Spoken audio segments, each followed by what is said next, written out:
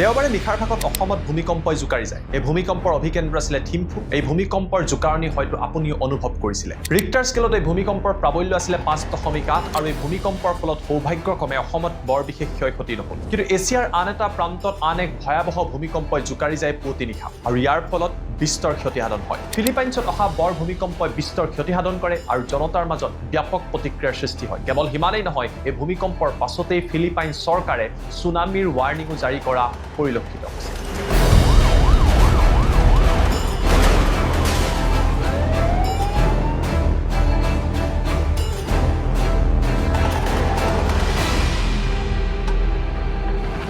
নমস্কাৰ, মই জ্যোতিদীপ বৈশ্য।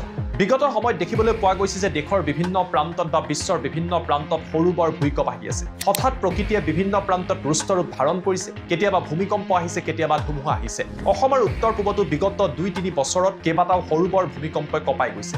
ভূবিজ্ঞানীসকলে এই বিষয়বিলাকক লৈ আলোচনা কৰি আছে আৰু ইয়াৰ মাজত এই চৰ্চাত আহিছে যে হিমালয়ৰ সমীপৱৰ্তী অঞ্চলত বৰ ভূমিকম্প আহিব পাৰে নেকি, কিয়নো টেক্টনিক প্লেটৰ সংঘাতৰ ফলতেই ভূমিকম্পৰ সৃষ্টি হয় বুলি ভূবিজ্ঞানীসকলে দাবী কৰে। অৱশ্যে ভূমিকম্পৰ প্ৰেডিকশ্যন দিয়াটো নাই বা ভূমিকম্প কেতিয়া আহিব সেয়া আগতীয়াকৈ কোৱাটো বৰ্তমানলৈকে সম্ভৱ হোৱা নাই। বৈজ্ঞানিকসকলে চেষ্টা কৰিছে যদিও ভূমিকম্পৰ আগতীয়া সতৰ্কবাণী দিবলৈ এতিয়ালৈকে সক্ষম হোৱা নাই। এই ঘটনাবিলাক সংঘটিত হৈ থকাৰ মাজতে ফিলিপাইনছ কঁপাই যায় এটা বৰ ভূমিকম্পই। পুৱা প্ৰায় 7:32 এই ভয়াৱহ ভূমিকম্প আহে আৰু ৰিক্টাৰ স্কেলত ইয়াৰ প্ৰাবল্য আছিল 7.8।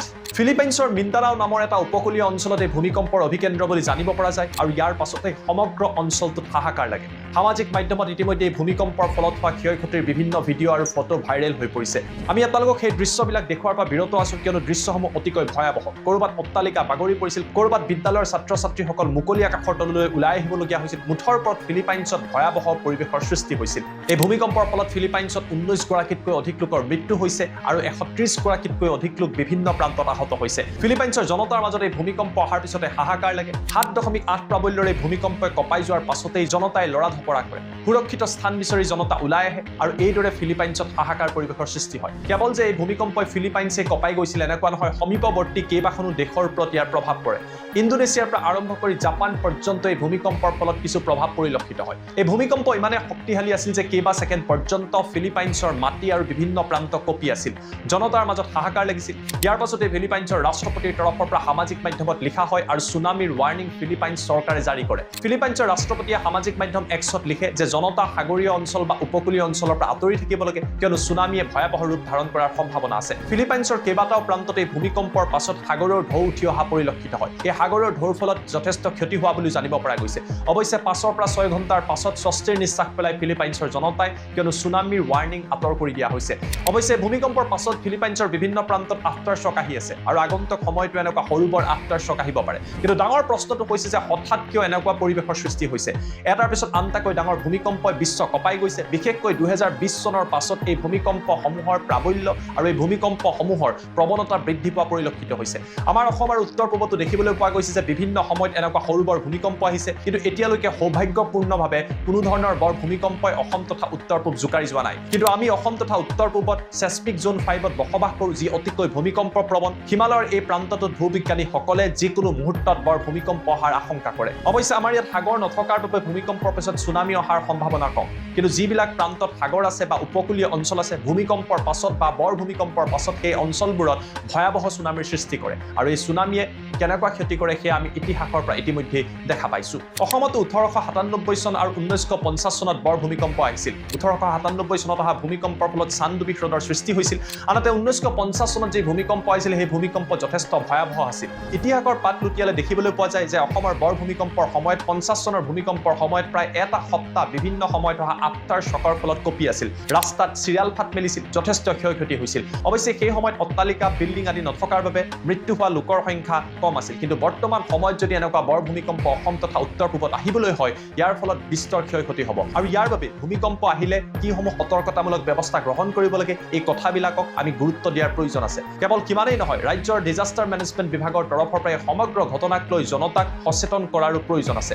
এতিয়া আহিব বিচাৰিছোঁ ছুনামিৰ কথা। ফিলিপাইনছত যি বৰ ভূমিকম্প আহিছিলে 7.8 প্ৰাবল্য, এই ভূমিকম্পৰ পাছতে এই সুনামিৰ এলাৰ্ট দিয়া হৈছিল যদি ফিলিপাইনছত সঁচাকৈ সুনামি আহে ইয়াৰ পৰিৱেশ অতিকৈ ভয়াৱহ হ'ব 2004 চনত ভূমিকম্পৰ পাছত ভাৰতৰ কেইবাটাও প্ৰান্তত সুনামি আহিছিল বিশেষকৈ দক্ষিণ ভাৰতৰ তামিলনাডু কেৰেলা অন্ধ্ৰপ্ৰদেশ আদিত সুনামিয়ে ভয়াৱহ ৰূপ ধাৰণ কৰিছিল 2004 চনৰ এই সুনামিৰ ফলত শ্ৰীলংকা ভাৰত ইণ্ডোনেছিয়া আদি দেশত যথেষ্ট ক্ষতি হৈছিল ভাৰতত যথেষ্ট সংখ্যক লোকৰ মৃত্যু হৈছিল সাগৰৰ জলপৃষ্ঠটি দ্ৰুতগতিত বৃদ্ধি পাইছিল আৰু চহৰসমূহ ডুবাই পেলাইছিল সুনামি ইমান ভয়াৱহ হয় যে কেইটামান ছেকেণ্ডৰ ভিতৰতে চহৰৰ বিভিন্ন প্ৰান্তত টচ কৰি পেলায় কেইবা মিটাৰ পৰ্যন্ত কেইবা ফুট পৰ্যন্ত সাগৰৰ ঢৌ উঠি আহে আৰু ইয়াৰ ফলত বিস্তৰ ক্ষতি হয় 2011 চনত জাপানত ভূমিকম্পৰ পাছতো অনুৰূপ পৰিৱেশৰ সৃষ্টি হৈছিল এই সুনামি ইমানেই ভয়াৱহ আছিল যে জাপানত থকা ফুকুশিমা যি নিউক্লিয়াৰ পাৱাৰ প্লেণ্ট আছে ইয়াৰ ফলত বিস্তৰভাৱে ক্ষতি সাধন হৈছিল এই ফুকুশিমা ডিজাষ্টাৰৰ ফলত জাপানত বহু লোকৰ মৃত্যু হয় আৰু আজিও জাপানৰ লোকসকলে সুনামি বুলি ক'লে শংকিত হৈ পৰে এই প্ৰাকৃতিক দুৰ্যোগসমূহৰ আগত মানৱ জাতি যেন বৰ্তমান সময়টো এক প্ৰকাৰৰ অসহায় হৈ পৰিছে আমি বিজ্ঞানৰ যথেষ্ট বৰ্তমান সময়ত প্ৰগতি কৰিছো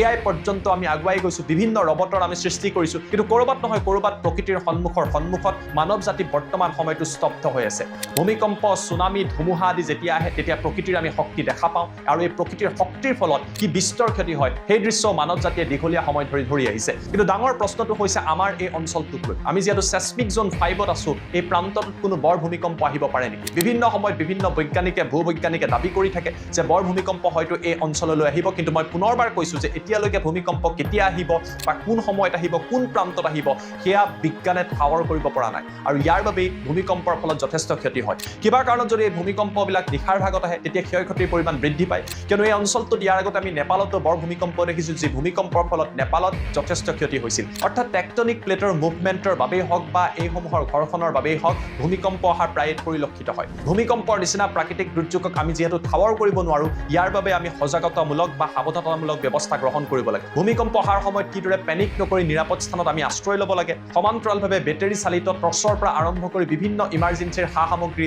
সাজু কৰি ৰাখিব লাগে পানীৰ বটল পৰ্যন্ত সাজু কৰি ৰাখিব লাগে এইবিলাক কথাৰ ওপৰতো গুৰুত্ব দিয়াৰ প্ৰয়োজন আছে অৱশ্যে এই কথাক লৈ চৰকাৰ তথা বিভাগবিলাকে জনতাক সচেতন কৰিব লাগে কিয়নো সঁচাকৈ যদি বৰ ভূমিকম্প আহে সমগ্ৰ উত্তৰ পূবৰ বাবে ই ভয়াৱহ হ'ব একেটা দিনতেই যেতিয়া ভূটান অসম উত্তৰ পূব ভূমিকম্পই কঁপাই গৈছিল তাৰ কিছু ঘণ্টাৰ পাছতেই ফিলিপাইনছত বৰ ভূমিকম্প আহিছিল অৰ্থাৎ এছিয়াৰ এই অঞ্চলটো যথেষ্ট ভূমিকম্পৰ প্ৰৱণ গতিকে ভূমিকম্পৰ নিচিনা প্ৰাকৃতিক দুৰ্যোগৰ সৈতে মোকাবিলা কৰিবলৈ প্ৰতিগৰাকী ব্যক্তিয়ে সচেতন হৈ থকাৰ প্ৰয়োজন আছিল এয়া আছিলে ফিলিপাইনছৰ মিণ্ডানাওত সংঘটিত ভূমিকম্প তথা থিম্ফুৰ লগতে সমগ্ৰ অসম উত্তৰ পূব কঁপাই যোৱা ভূমিকম্পৰ তথ্য আমি আশা কৰিছো আগন্তুক সময়ত ভূমিকম্পৰ সৈতে আমি মোকাবিলা কৰিবলৈ বিজ্ঞানে প্ৰগতি কৰিব ভূমিকম্প কেতিয়া ক'ত আহিব তাৰ তথ্য লাভ কৰিবলৈ সক্ষম হ'ব আৰু ভূমিকম্পৰ সৈতে মোকাবিলা কৰিবলৈ আপুনি মই সকলো সাজু হৈ থাকিব লাগিব ফিলিপাইনছত বৰ্তমান সময়টো জৰুৰী অৱস্থা বিৰাজ কৰিছে ফিলিপাইনছলৈ যোৱা বিভিন্ন ধৰণৰ পৰ্যটক বৰ্তমান সময়ত আবদ্ধ হৈ আছে আশা কৰিছো এই দুৰ্যোগৰ পৰা অতি শীঘ্ৰেই ফিলিপাইনছৰ জনতাই মুক্তি লাভ কৰিবলৈ সক্ষম হ'ব আৰু আগন্তুক সময়ত অসম তথা উত্তৰ পূব এনেকুৱা বৰ ভূমিকম্পৰ পৰা আঁতৰি থাকিব বুলি আমি ঈশ্বৰ বা নেদেখাজনৰ ওচৰত প্ৰাৰ্থনা কৰিব পাৰো এই সমগ্ৰ বিষয়ক লৈ আপোনালোকে কি ভাবে আমাক কমেণ্ট কৰি জনাবলৈ নাপাহৰিব